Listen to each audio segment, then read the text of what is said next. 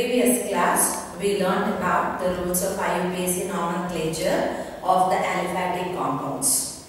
Now, in continuation with that, let us learn in today's class to name the bond line structures. What do we actually mean by this? Now, let us consider the example. Say supposing we have a compound given to us like this. Let us check for the number of carbon atoms present. 1, 2, 3, 4, 5. And with respect to second carbon atom BC, there is the attachment of the side chain which is carrying the methyl as the component of the side chain. Now every time writing this kind of a structure is difficult. There are only less number of carbon atoms. Yes, we can definitely follow this method. But then if the given organic compound contains long chain of carbon atoms, then there is a much simplified method to write the structure as has been given by IUPAC. And that is what we call it by the name as bond line structures, wherein we will be just simply indicating the covalent bonds present in the organic compound between the carbon atoms. Now, the same structure, whatever is written here in the expanded form, can be written in a simplified manner like this.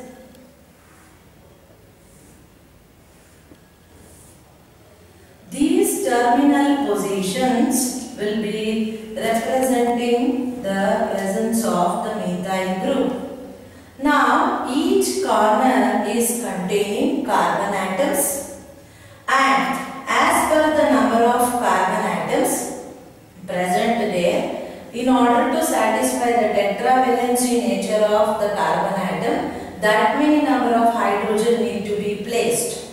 We should remember that each carbon atom will be linked to other carbon atom, in this particular case by single covalent bond. So that means these two are already having one bond, and again this carbon atom would be linked with the previous carbon atom by one more covalent bond, single covalent bond. That means already this carbon is having two bonds. So how many more is required to satisfy its tetravalency? Obviously 2 more. So therefore the center hydrogen, the center carbon atoms will be linked with only 2 hydrogen atoms. So that is what these positions will be representing. Now in this case, with respect to the second carbon atom, there is a methyl group.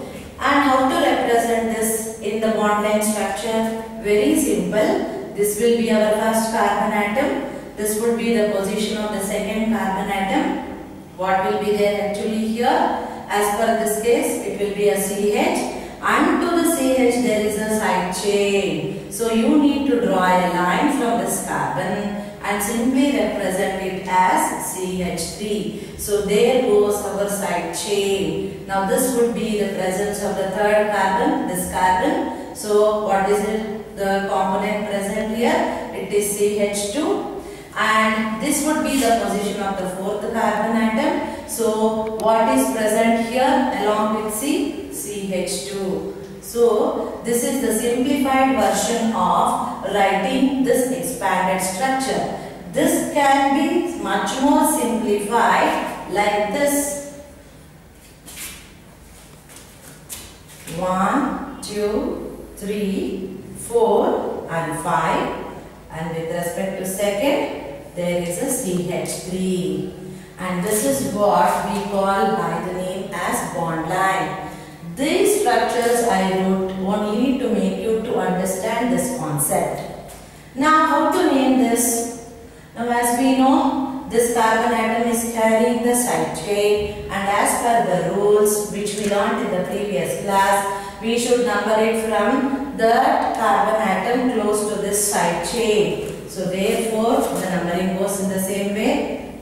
From our left, 1, 2, 3, 4 and then 5. So the root word to be taken is pent.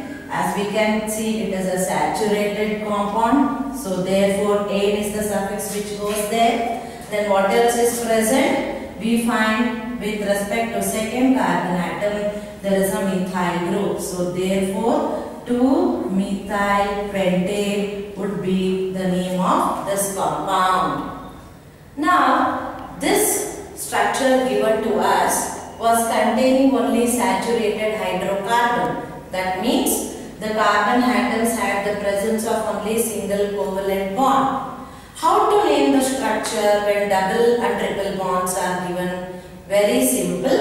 The suffix has to be replaced either with "ene" or "yne". When you should replace it with "ene"? If there are two covalent bonds present between the carbon atoms, at that time the suffix should be "ene" because it is an alkene.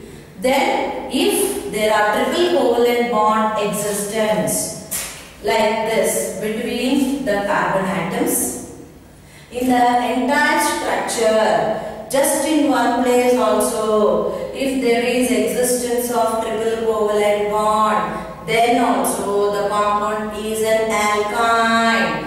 This would be a member of alkyne. So all alkyne should end with the suffix as "yne". Now, how to represent these alkenes and alkynes in the bond line structure? Let us have a look at them now so that the concept becomes very clear to you all. Say supposing this is the compound given to us.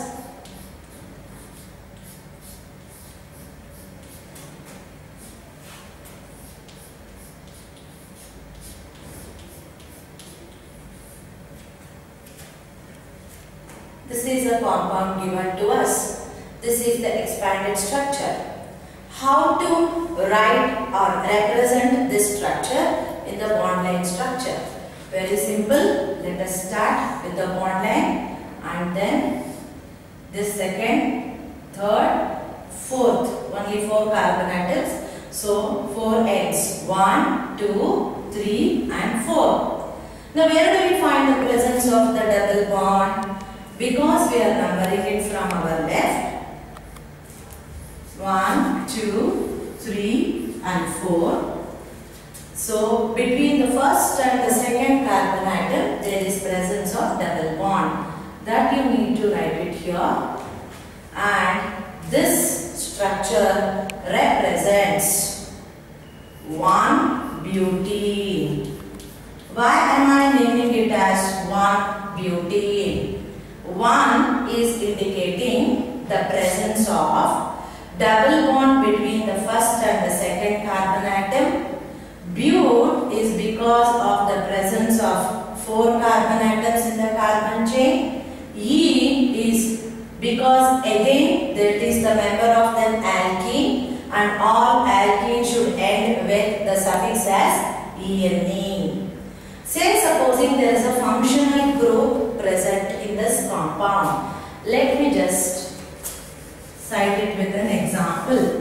Say supposing this is the structure given to us and this structure is also having the functional group. Now how to give the name and how to write the bond line structure for this expanded form? Very simple. Let us continue with this. So now how many carbon atoms are there? This compound is containing 5 carbon atoms.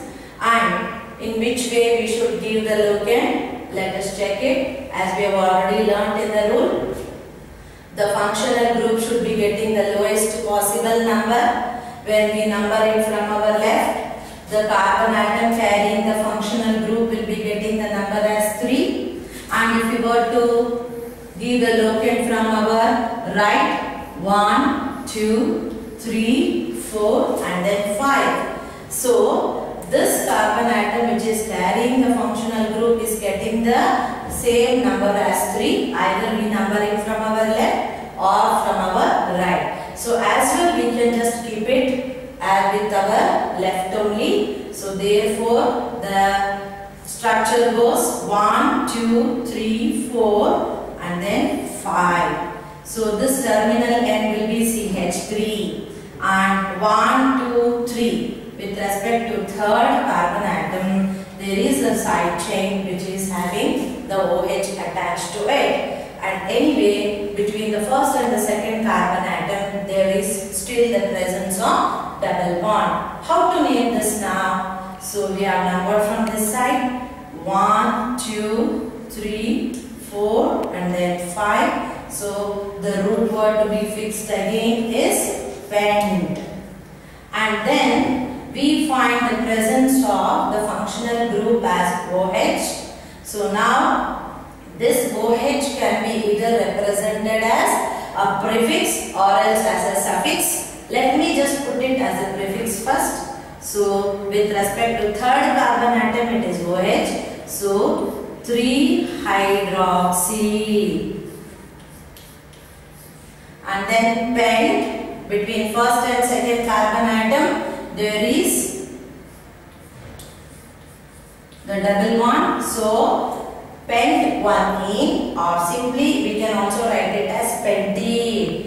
Even if we do not indicate the locant one and simply write the name as pentene, still it means there is a double bond between the first and the second carbon atom.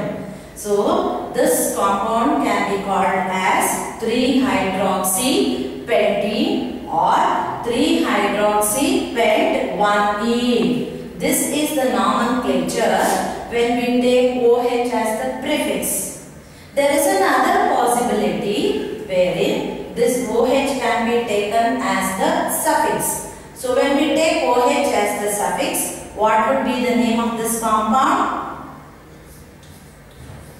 Pent 1-ene and 3-ol. Pent 1-ene and 3-ol means, again with respect to the third carbon atom, there is presence of the functional group, that is OH or the alcohol. Hope this clarifies all the information to name the compounds with bond-like structures.